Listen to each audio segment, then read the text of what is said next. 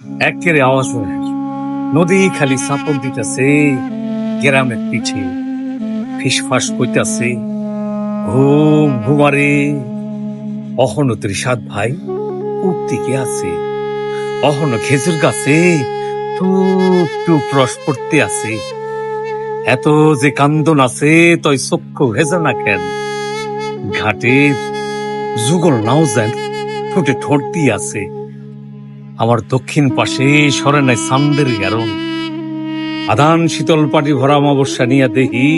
রোজ উত্তরের একদল ধলা হাঁস নামে বুকের ভিতরে সুপ তারপর হাত খাউড়াল এ দেশে মানুষ নাই